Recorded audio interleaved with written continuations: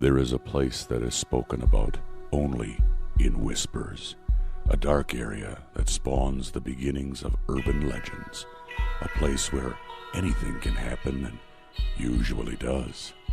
During the light of day, it hides just outside of view, but when the sun goes down, spirits, creatures of the night, roam free, and things do go bump in the night. It is in every state and every country, and there is no escaping it, no matter how safe you feel behind your locked doors and latched windows. So we invite you to turn down the lights and turn up your radio while we join Dave Schrader and Tim Dennis, your hosts, on a journey into the darkness on the edge of town. Good evening and welcome back to the Darkness on the Edge of Town Paranormal Radio Show, where our guests, we're holding them over from the first hour. We've got them chained up and locked in the dungeon of the Darkness Tower here. We're going to keep them on for about another 10 minutes to answer some more of your questions. And our guests are Tom and Lisa Butler. They're the directors of the American Association of Electronic Voice Phenomena. You can check out their website. We've got a link for it up on our site. We also have a link to their book. So please go to the site and check it out. Their book, again, is called There Is No Death and There Are No Dead. And that details the history of the EVP phenomena, gives ample examples, and explains how to experiment with both EVP and video ITC. And again, they said all the proceeds go to help the nonprofit educational association. So it's a great opportunity to go out and help out as well.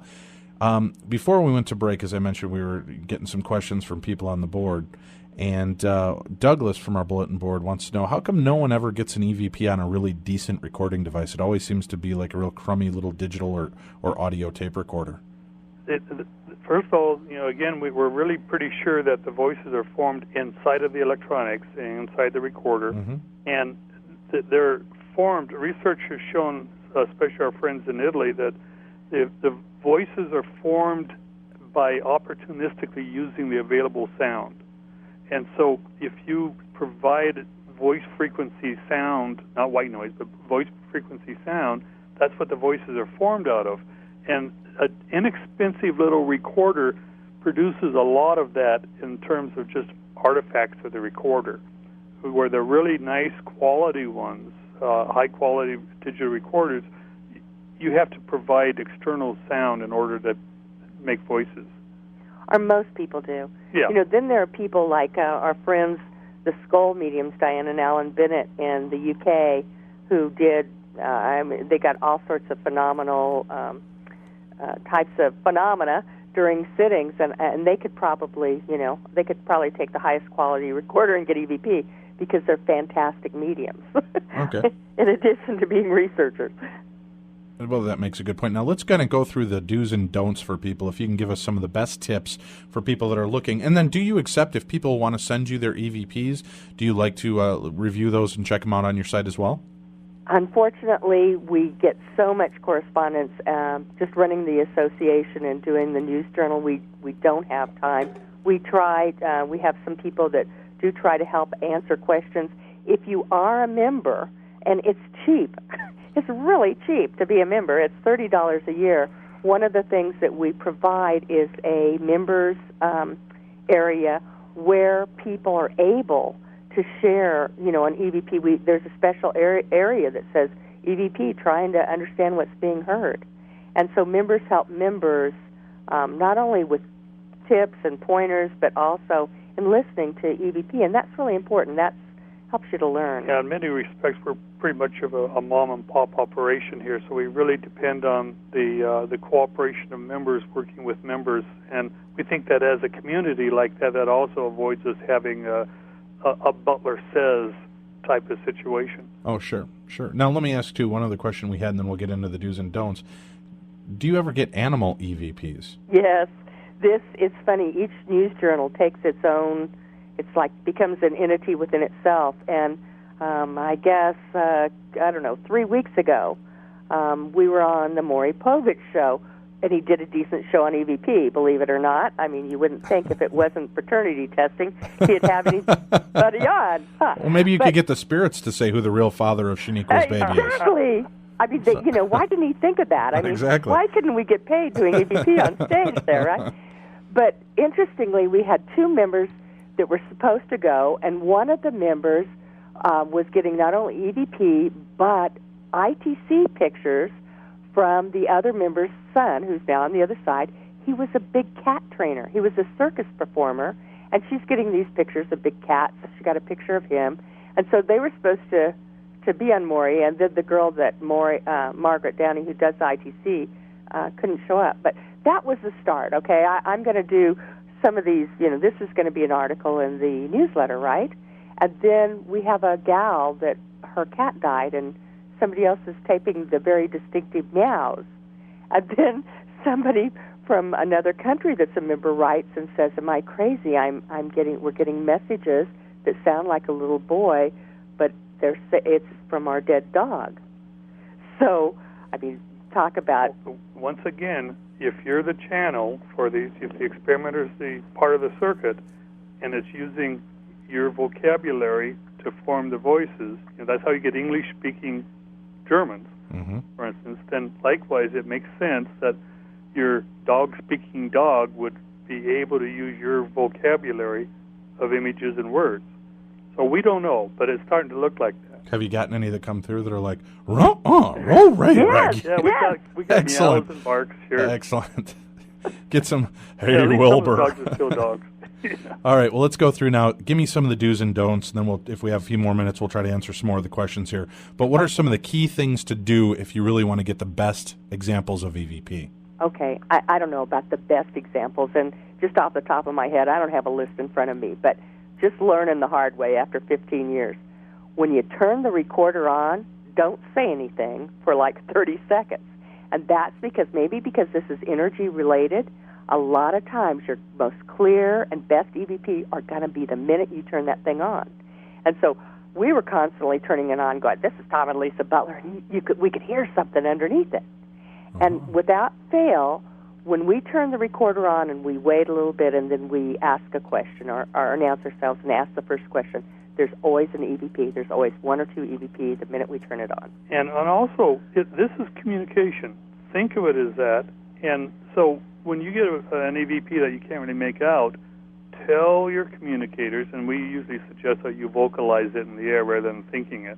Tell your communicators that they've got to do better, that you couldn't make it out, and expect improvement, because this really is communication, and they will work with you. Okay. And, going along that line, over-processing EVP. We think, we don't. We amplify. Every once in a while, Tom will take something and monkey with it, and then he'll play it in front of a group, and I'll look at him because I can tell. I can hear it. But, if you do monkey with it a lot, in other words, over-process, use a lot of filtering and everything, go back and make sure you can hear the same message in the original recording.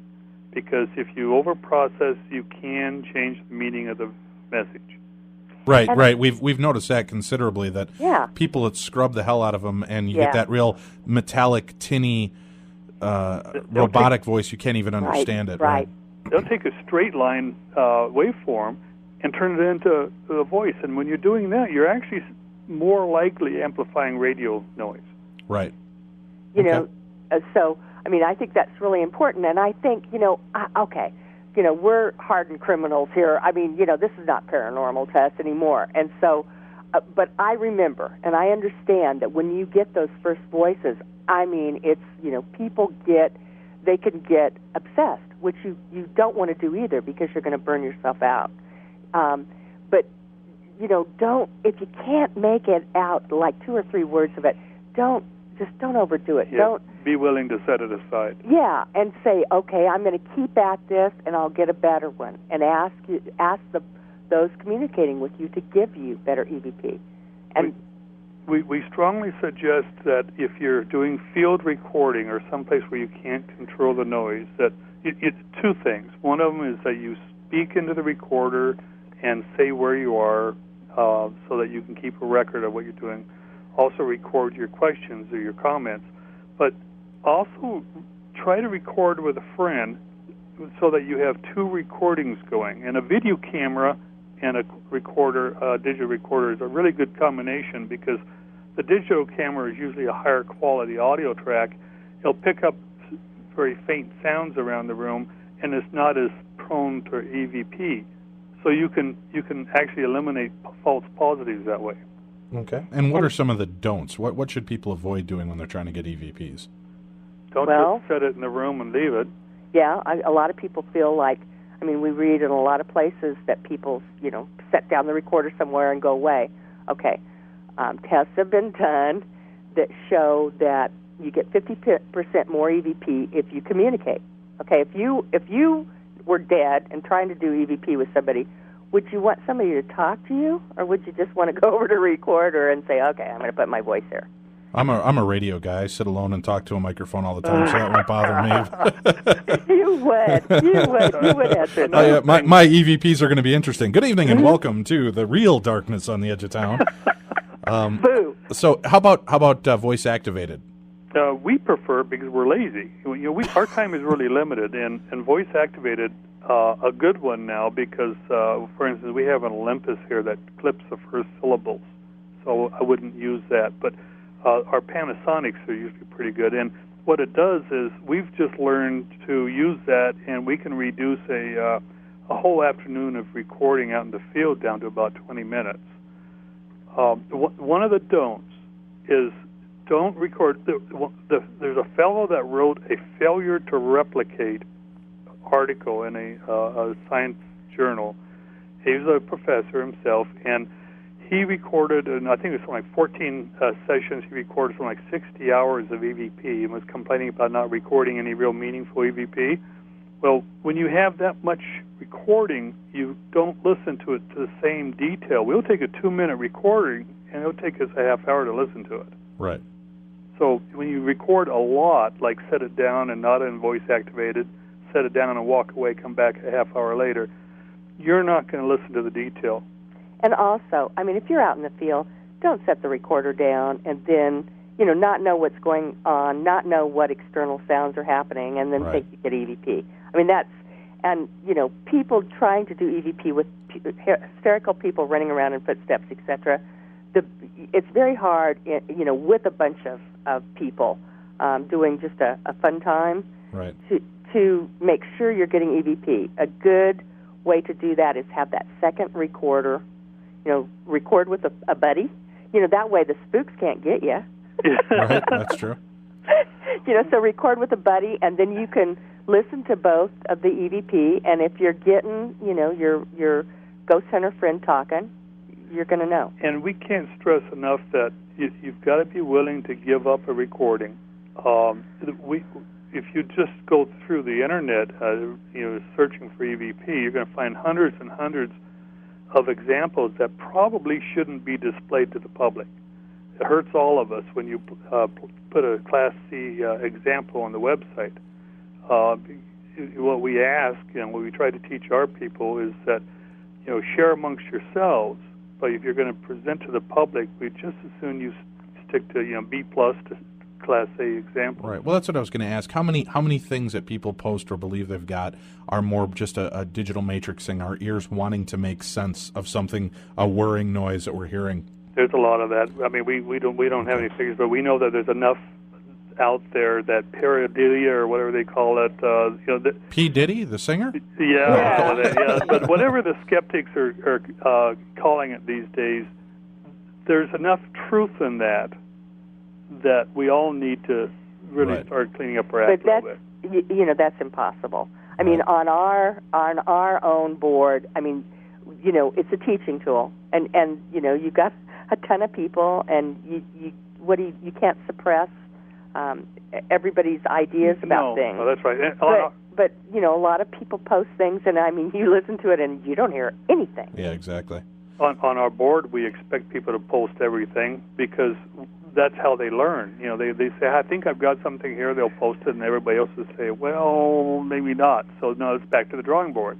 You've got to learn somehow. I agree. Well, guys, I appreciate you spending a little extra time with us. Time went way too fast tonight. We'll have to have you back on again here in the future if you're okay with that. And hopefully we'll be seeing you out at one of our live events as well in the future here. I know we've been talking about trying to get you out maybe at the Queen Mary or one of the other live events to come out and share your information about the EVP, and I think it's important work that you're doing. So thank you both for taking your time out this evening to share your time with us here. Okay. Excellent interview, Dave. We appreciated it. Well, thank you. And again, for those of you interested in more, you can join their boards. Again, for only $30 a year, you get feedback working with people who specialize in this field of EVP. So, I highly recommend it, and the money goes to help progress this field and understand it and educate people more. Again, you can check out that website at aaevp.com. And again, their book, make sure you pick it up, is written by Tom and Lisa Butler. The name of the book is There Is No Death and There Is No Dead. We have a link for that on our website. You can also find that over at the AAEVP website. We appreciate all of you tuning in and hearing Tom and Lisa Butler. And we're going to take a quick break. When we come back, we're going to be talking to Rosemary Ellen Guiley. Thank you very much. We'll be right back right after this. It will keep you on the edge of your seat. I must have drank me about 15 Dr. Peppers. I gotta pay. Just don't get any on the floor. Hurry back. There is more to come from the darkness on the edge of town. For 58 years, Fate has consistently supplied its loyal readership with a broad array of true reports of the strange and unknown. Fate is a factual magazine containing articles by experts in all walks of life, and by others just like you who have something dynamic, significant, and truthful to say. Keep up with the latest on angels and miracles, psychic phenomena, ghosts, UFOs, archaeological hotspots, alternative science, and much, much more. To receive your free Fate magazine, call now at 1-800-728-2730 or visit our website at www.fatemag.com. That's 1-800-728-2730 or www.fatemag.com. What are you waiting for? Your fate awaits. Are you tired of reading about what couple in Hollywood is breaking up or divorcing? Have you ever wondered where you can find the news that covers the subjects that you are really interested in? I would like to invite you to visit supernaturalnews.com. Supernatural News uses the latest internet technology to search for the topics we know you will be interested in reading. News of the latest Bigfoot, UFO, or Loch Ness Monster sightings. Read about the latest conspiracy theories and urban legends. Supernatural News, where belief and reality merge. If you bleed from the ears while listening to Leo Sayer records, would it qualify as a paranormal experience? I thought so. Welcome back to the darkness on the edge of town. Ooh, that hurts. Good evening, and thank you very much for joining us here on the Darkness on the Edge of Town Paranormal Radio Show. Our next guest we've had on a number of times. She's one of my favorite guests to have here. She's author Rosemary Ellen Guiley. She's written over 30 books concerning just about every aspect of the paranormal. Rosemary, aside from being one of my favorite authors, is also one of my favorite speakers. That's why we've had her at a couple of our events, and she'll be coming up here at the Stanley Hotel and the Stanley Expansion Trip. She'll also be out at Eastern State Penitentiary, and we'll be seeing her more along the lines this year. So, without further ado, we'd like to welcome back to the show Rosemary Ellen Guiley. Good evening, Rosemary. Hi, Dave. How are you? Doing great. Thanks again for joining us here. Always a pleasure. I wanted to have you back on, and I wanted to start off with an apology to you. Okay. And the reason I want to start off with an apology to you is we had you on last year around October, and we were talking about things, and one of the points that we brought up was about fairies, and I had mentioned that a lot of times when that stuff is brought up, everybody kind of rolls their eyes or gives a goofy look, and I'm guilty of it as myself because, again, it's just always been so whimsical and fanciful. And you brought up an excellent point off the air to me when we were talking, and you said, why is it that people can believe in Bigfoot and El Chupacabra and ghosts and demons, but the mere idea of this is something that's so fanciful and ridiculous and makes anybody look silly? And, you made an excellent point. So I wanted to learn more about this along with our listeners, so hopefully we can shed some more light on fairies and leprechauns and the other mythical creatures that have been a part of society probably longer than ghost stories have been around, I would guess. So I wanted to apologize to you for any kind of stigma I may have attached to you that night. And I hold you in highest respect. I think you're a fascinating woman, one of the most intelligent people I've ever come across in the field of the paranormal. And as we have learned, so many men in this field get a lot more credit for the things that they do than the women do. And I think that you are one of the innovators in the field and definitely should be recognized as such. So I want to talk to you about fairies, fairy magic, and the topic on the whole. Well, thanks, Dave. I really appreciate it. And the thing is that you're not the only one who has doubts about fairies. So I do appreciate the opportunity to talk a little bit about them. In all of the experiences that I hear about from people, it's often fairies who are kind of whispered about under the breath, like, Did I really see a fairy? Do you really believe in them? It's really interesting that they've kind of been marginalized in the paranormal because, as you just mentioned, they're one of the biggest and oldest type of experience phenomena human beings around the planet have had.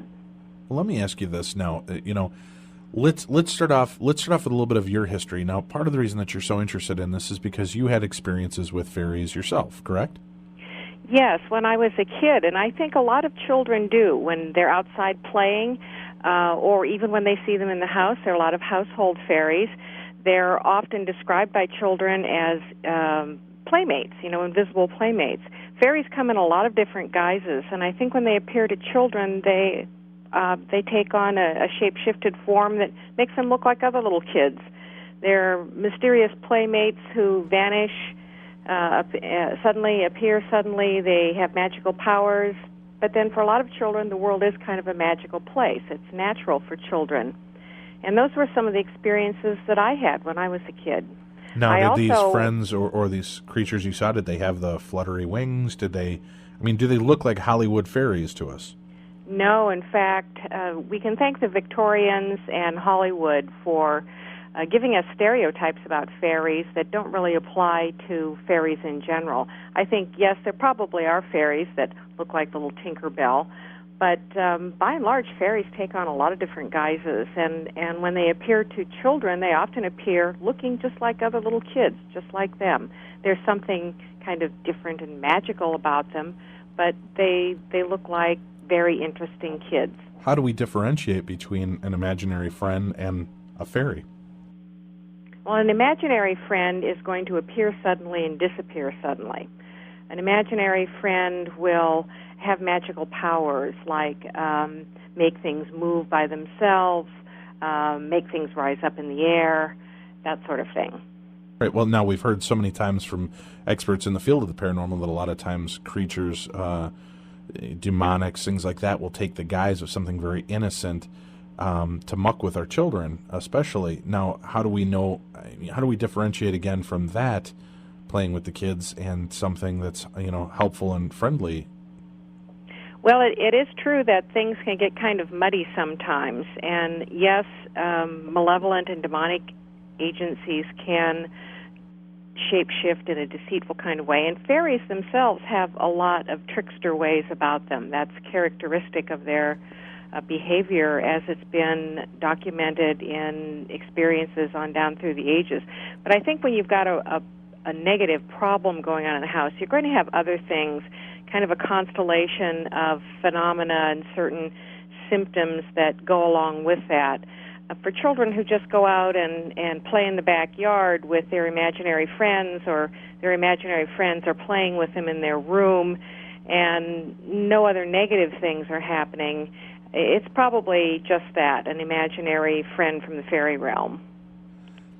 You know what I'm curious about, too, is when you've got, when we're talking about this now, there's another version of fairies, right, that are not the cute, friendly, lovable little characters. It's, I know we've already discussed that Tinkerbell in the, Victorian era has changed it, but, isn't there a really negative connotation to what fairies are, especially like in the Celtic stories and the European versions? Absolutely. And in fact, I think we've kind of sanitized fairies today, although I don't believe that fairies are universally good or universally bad per se. There's probably a mix of them in there. But in earlier times, when the fairy faith belief was very strong, especially in Britain and Celtic parts of Europe, fairies were almost always regarded as beings that you wanted to avoid because they didn't think too kindly of people. They considered themselves superior to people. They had the power to come and intervene and mess around in your life, but you had to show them lots of respect and steer clear of them, or else the fairies would blight you with bad luck. Okay, so there are, well, it seems like just about any kind of character in the paranormal, there's good and bad. Right. In everyone. Oh, I'm sorry, I'm breaking into song here. So we've got you've got the good and the bad side of the fairies. Now you said that a lot of times they can be little pranksters or tricksters as well. Now, do they carry a form of magic? I guess in all legend, there is always kernels of truth, right? I mean, we found that through history. I do believe that, yes. So do you believe then that they've got the ability to bippity-boppity-boo and, change your luck and give you new clothes and, I don't mean specifically, but I mean, that connotation, they can make that changeover for you?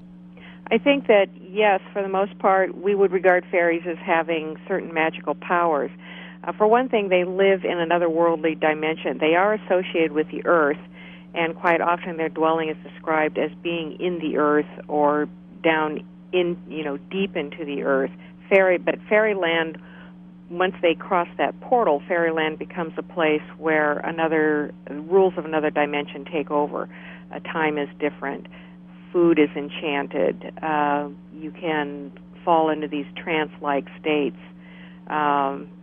Now, where do you get this information from? Did the fairies tell you this when you communicated with them, and you learned this, or have you gathered this information from speaking with people that have dealt with fairies their whole life?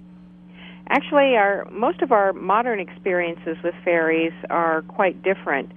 The way people want to commune with fairies today is they want to get acquainted with them as another kind of being that has the potential to do something helpful. For example, we believe that fairies are out in nature a lot, and they do seem to be associated with nature and taking care of nature.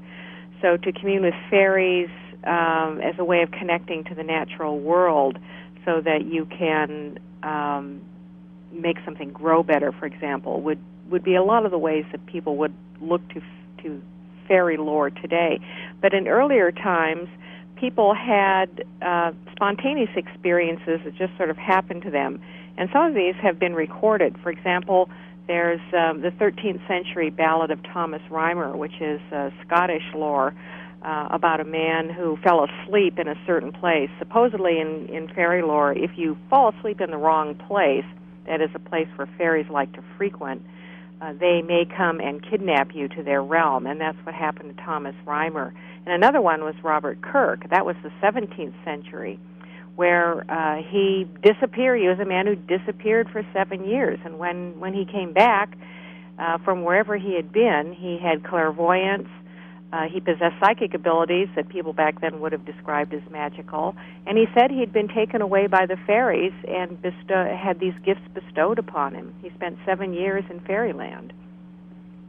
He wrote an account of what he experienced with the fairies, and he divided them into classes. He said that their world is a mere opposite of ours, that they were also organized into societies. They had relationships and marriages and children. But it would sort of be like Alice through the looking glass, kind of experience to go into fairyland. Well, that's what I was going to ask then. So are there different hierarchies like there are with angels and demonics? Is there, what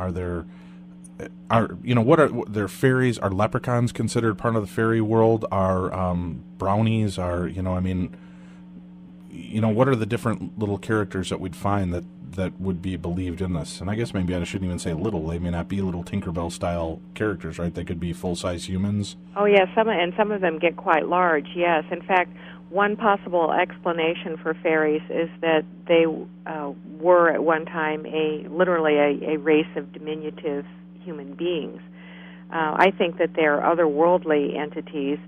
The fairy folklore has acquired a lot of Christian elements over the years. But a leprechaun would be a type of fairy. Brownies are household fairies. Fairies are associated with the four elements, water fairies, air fairies, and fire and earth. Fairy hierarchies tend to be very confusing in their descriptions, just like angel hierarchies. I found that when I was delving a lot into angel lore, that a person who has a psychic experience or even a mystical experience of these otherworldly realities may not see things quite the same as somebody else. So I've come across all kinds of descriptions of divisions and categories of fairies. W.Y. Evans Wentz collected a lot of Celtic fairy lore, and he has a lot of anecdotal descriptions in his book, which was compiled in around the late 19th century, early 20th century. And people gave very firm descriptions. If they had a fairy experience, they gave very firm descriptions of how they saw fairies, but no two descriptions were ever the same. Well, there was a very famous story, wasn't there, that even included Harry Houdini getting involved and Sir Arthur Conan Doyle. There were a few little girls that were claiming to be taking photographs of fairies out in their garden. That was a very interesting and a huge scandal. Yes, that happened around the early 1920s, and that's probably one of the reasons why fairies have gotten kind of trivialized in our contemporary culture. There were a couple of girls in Yorkshire, England, who pulled an amazing scam by faking photographs of fairies, and the photographs were accepted by a lot of people as genuine. Their story later, when they finally confessed to their hoax, was that they did have genuine fairy experiences, and they tried to talk about them to their parents and other adults, got laughed off, and this was their sort of payback revenge. Well, none other than Sir Arthur Conan Doyle authenticated these photographs, and they're published today. When you look at them, you think, my God, how could anyone think that these silly little magazine pictures and cutouts were genuine photographs? But well, what's Doyle so funny is here you've authenticated got it. Arthur Conan Doyle, who is the creator of Sherlock Holmes, one of the most logical thinking, mythic, iconic characters in the world, right? I mean, we think, you think Sherlock Holmes, you think of one of the most intelligent, straightforward thinking, logical men ever. And to create a character like that and to buy into these, and like you mentioned, if you look up the pictures, they're amazing. I mean, it looks so much like a little cardboard cutouts from magazines. They cut out figures from fashion magazines. And how could the fashion magazines not have recognized that? I mean, this scam went on for quite a while. How could they not have recognized that this was making huge news stories? Well, you have to remember that back then, around 1920, when Doyle published his account, The Coming of the Fairies, he actually did, a book-length treatment of this. Communication was still not what it is today. You mean the internet didn't work the same way back then?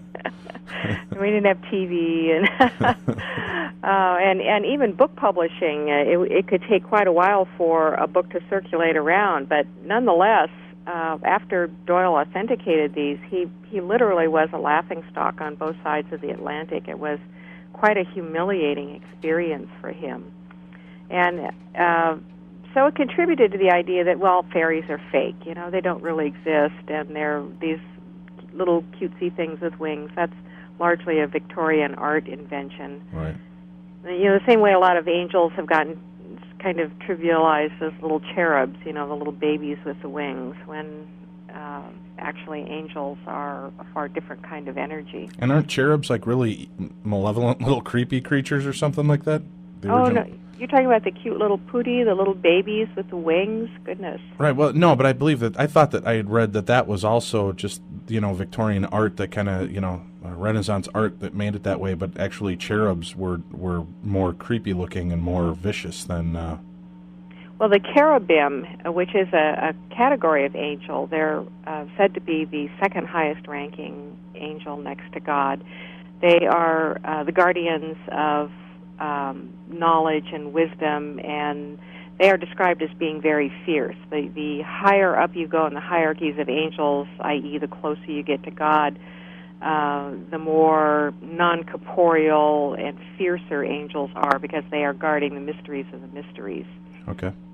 All right. Well, how many books do you have out about fairies? I have a book called Fairy Magic, which has been out for about 3 years now. And I have written about fairies in several of my encyclopedias, in the Encyclopedia of Ghosts and Spirits, in Witches and Witchcraft, and in my new encyclopedia, Magic and Alchemy. I have the most expanded material of all the encyclopedias. What is with the book that you have out, Fairy Magic, it's Fairy Magic, all about fairies and how to bring their magic into your life. What can you tell us about that? I mean, is that something that you can call upon? Is that something you believe that you can do it? Or is it more just intention and positive mental attitude you think you're calling in? Well, certainly you have to set your intention anytime you want to try and open yourself to otherworldly realities. I wrote Fairy Magic because I'd had a number of experiences, not only as a child but also in adult life, that I could only explain as fairy encounters. The same way someone might have an experience, say, well, the only sense I can make out of this is I met an angel or something like that.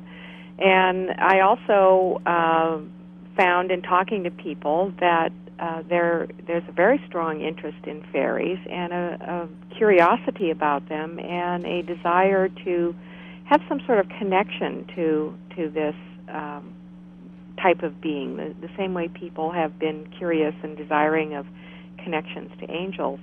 So fairy magic is an explanation of fairy lore and what some of the dominant beliefs about fairies are and how people have experienced them, and then ways to open your consciousness to establish some sort of communication with fairies.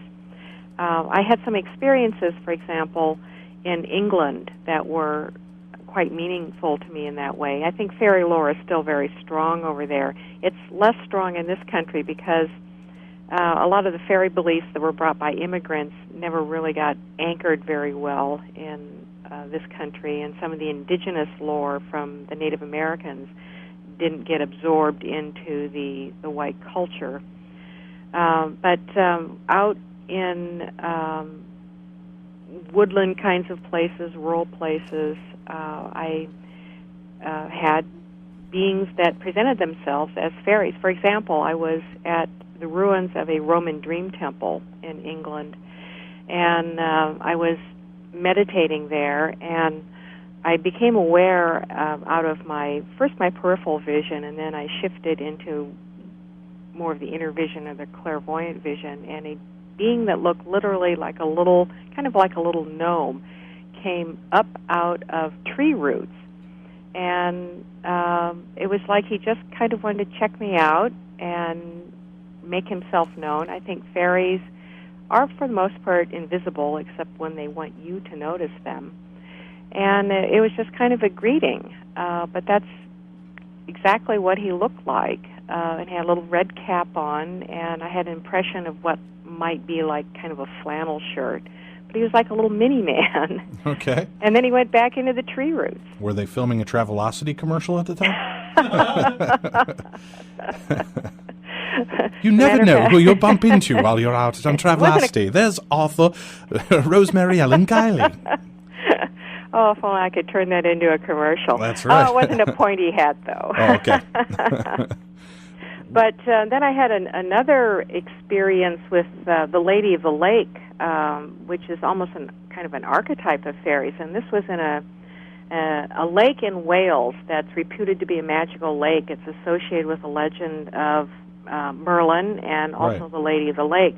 The Lady of the Lake is a fairy who comes out of the lake, and according to versions of the story, she marries a mortal man, and her father places conditions upon the marriage that all will be well and there will be great prosperity, but he should never do three things with his wife, and one of them is striking her. And anyway, the story goes that he has three chances, and he blows it all three times, whereupon she takes her wealth and abundance and goes back into the lake.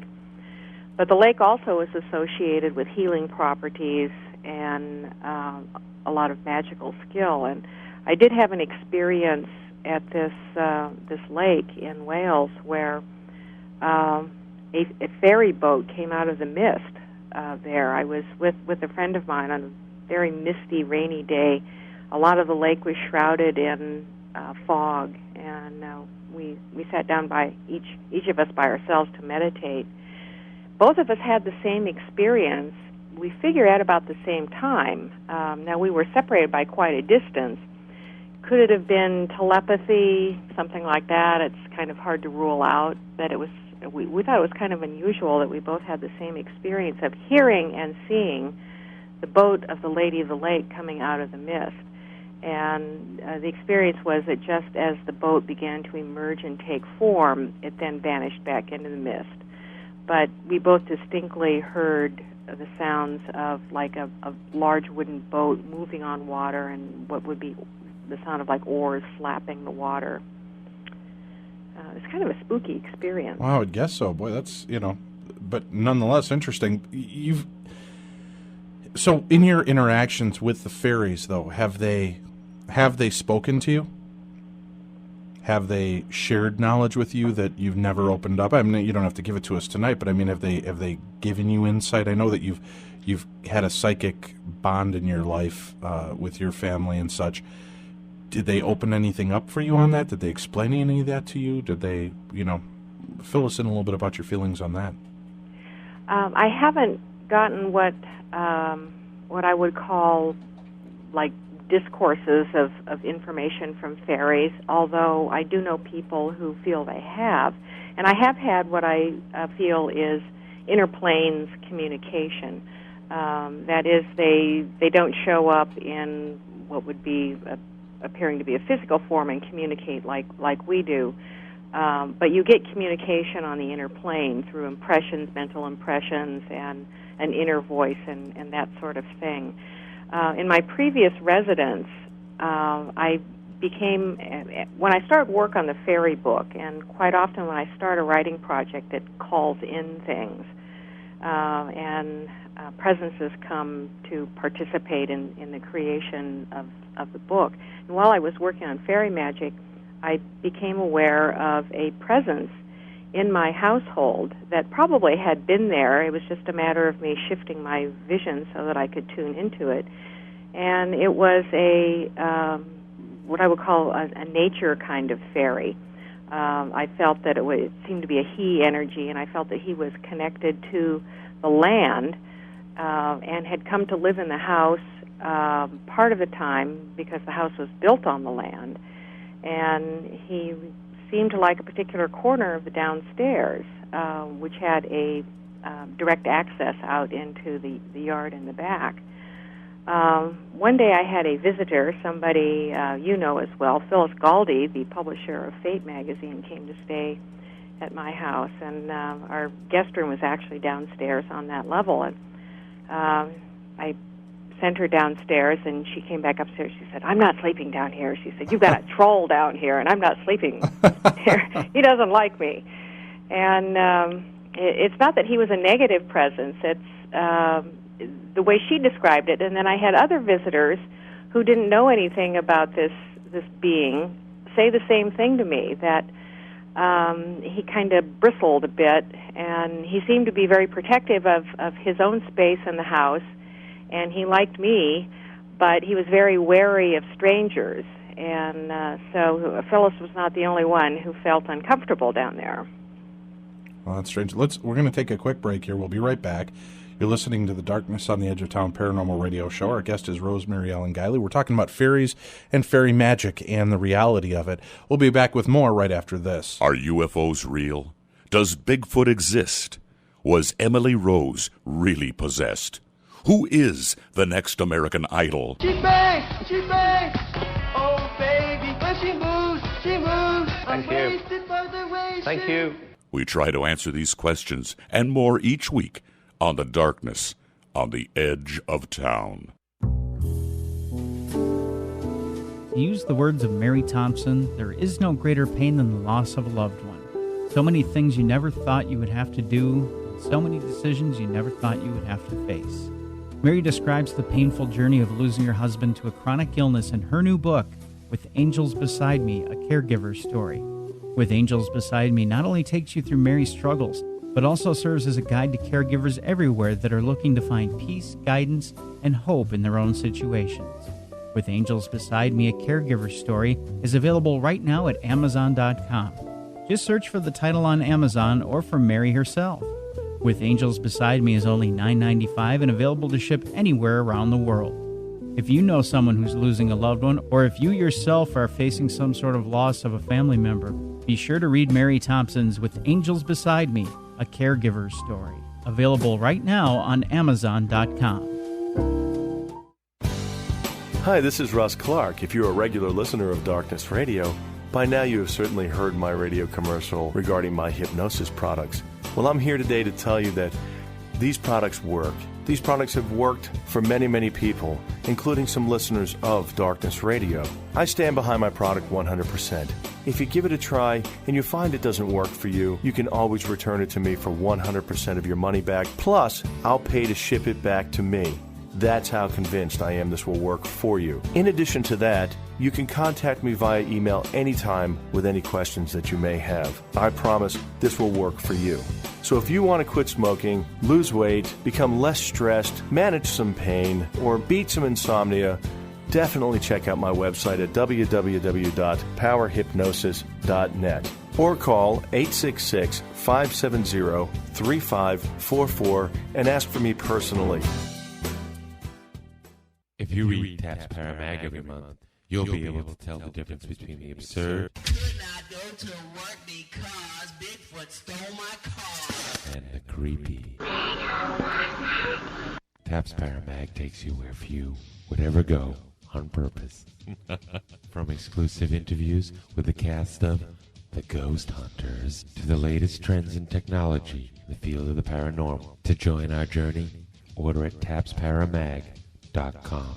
Are you tired of reading about what couple in Hollywood is breaking up or divorcing? Have you ever wondered where you can find the news that covers the subjects that you are really interested in? I would like to invite you to visit supernaturalnews.com. Supernatural News uses the latest internet technology to search for the topics we know you will be interested in reading. News of the latest Bigfoot, UFO, or Loch Ness Monster sightings. Read about the latest conspiracy theories and urban legends. Supernatural News, where belief and reality merge.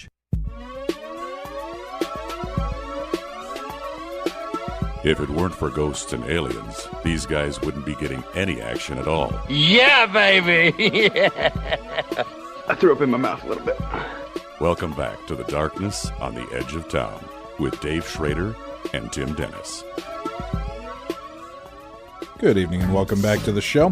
This is your host, Dave Schrader, along with me, my co-host and producer, Tim Dennis. Tim, go ahead and say hi to the folks out there. Hi, folks out there. There you go. We're getting a bunch of people worried that Tim doesn't actually exist, that he's just a creature I created up in my mind.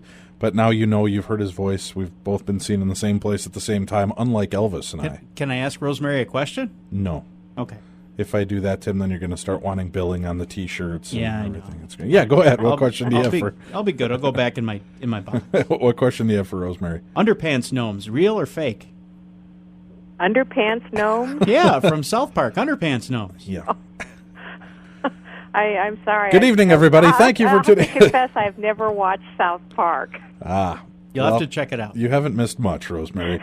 We do have a question. People, one of the people on the board wanted to know that you had mentioned the gentleman being given the gift from the fairies. Yes. Can people tap into that power and ability? Kind of like when people were, trying to harness demons and things like that when we were supposedly controlling them. Can they control or tap in? Can you steal the power of the fairies, I guess? Well, according to folklore, and this is a very strong belief in folklore that's found in many places, is that if the fairies like you, they will bestow these gifts on you. And one of them is clairvoyance, and another is the power to heal, and a third would be the magical power to manifest, to have abundance and wealth and whatever you want. But it's up to according to folklore, it's up to the fairies. The modern approach to that would be to invite fairies into your field of consciousness, into your life, and ask to work with them. Now, probably the most famous example of that was Findhorn, which was founded in the 1960s, and it all started with clairvoyant and telepathic communication with what they originally called divas, but really were entities tied to the landscape because they had to do with the prosperity of the land and the ability to grow things in the land. They also had relationships to the animals, so it was the animal kingdom energy as well.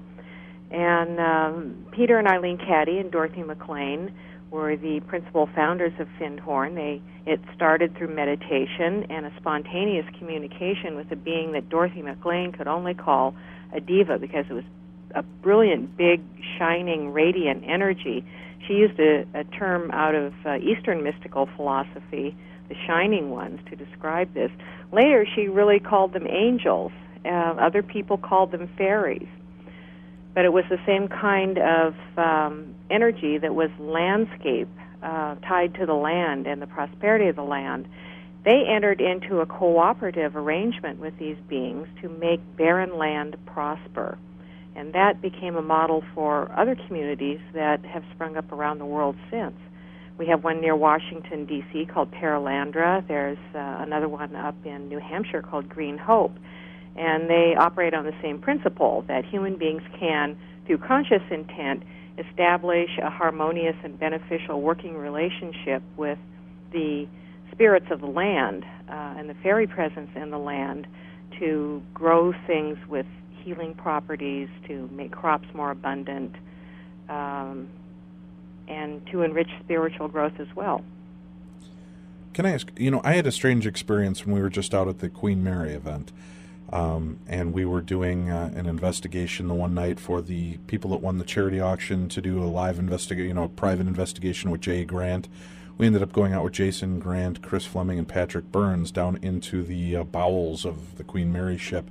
And, we were in a dark room, and there was a little light, that was up against the wall. And at the same time, two of us turned our heads, and we saw what appeared to be little sparkles.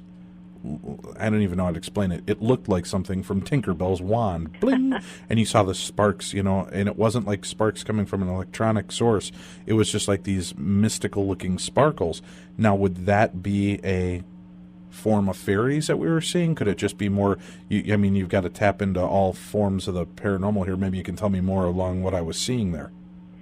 It possibly could be, Dave. That's how I have experienced fairies too, and other people have, as small sparkling lights.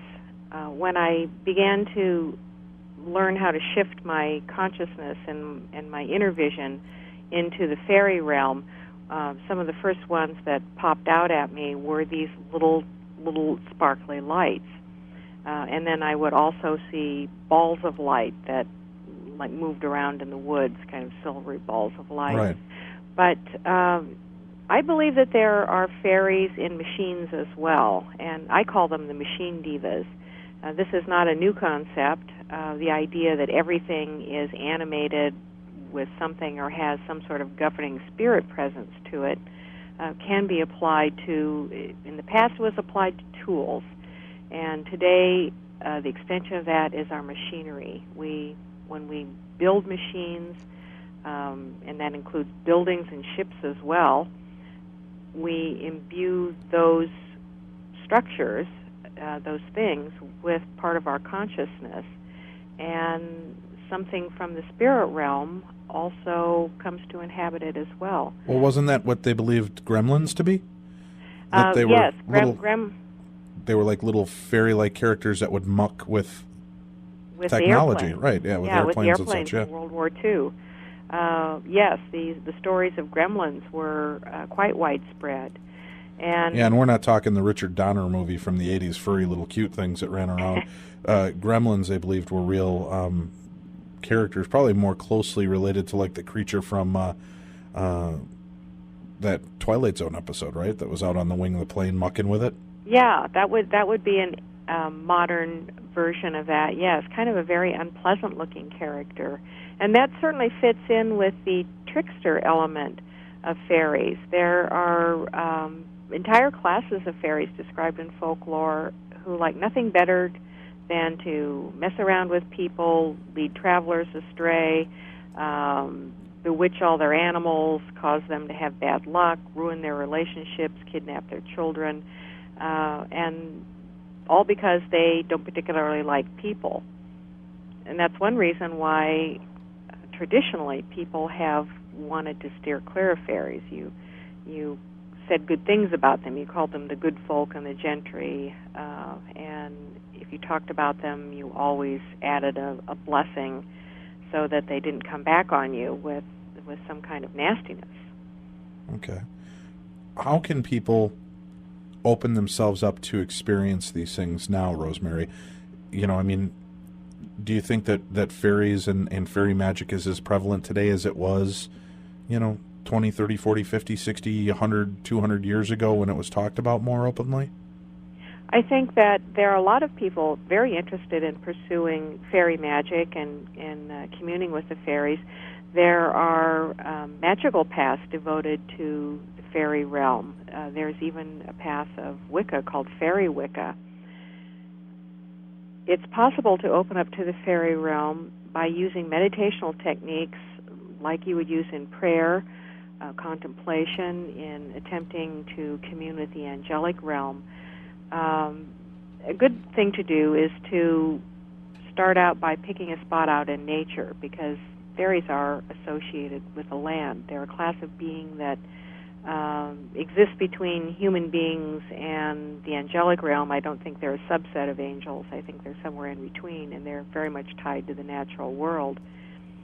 To find a spot in nature and to meditate using techniques through breathing or stilling the mind to expand your awareness out so that you begin to perceive the subtle energies going on in the natural world, and then to send out an invitation, an intention, a sincere desire to become acquainted with the beings who populate that realm and to have a meaningful and productive communication with them. If they, I do think that there are fairies who will respond and who even desire to have some sort of relationship with human beings. Things evolve, and I don't think that the attitudes that were in place several hundred years ago, they don't have to dictate to us today how we relate to the spirit world, because human beings evolve in their consciousness, and I presume other spiritual realms do too. I think that doors have opened because both sides are ready to have a different kind of relationship. Well, and with that, that's a great point to end on here, Rosemary.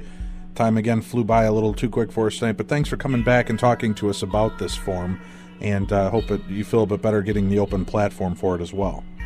Thank you very much, Dave. It's always a pleasure to be on your show. I appreciate it. And again, for those of you interested, it's a fantastic book. It's called Fairy Magic, all about fairies and how to bring their magic into your life. Written by Rosemary Ellen Guiley. That's Guiley. You can also visit Rosemary's site at visionaryliving.com. Again, that's visionaryliving.com to find out where Rosemary will be doing talks about the books she has out and her other personal appearances. I want to thank you all for tuning in to the Darkness on the Edge of Town Paranormal Radio Show. We're going to be back next week, where we're going to be speaking with one of our guests, J. Allen Danilek, about reincarnation. Make sure to join us here each week. We'll be back again with you next Sunday from 10 to midnight Central Time. Thank you very much for joining us, and have a good week.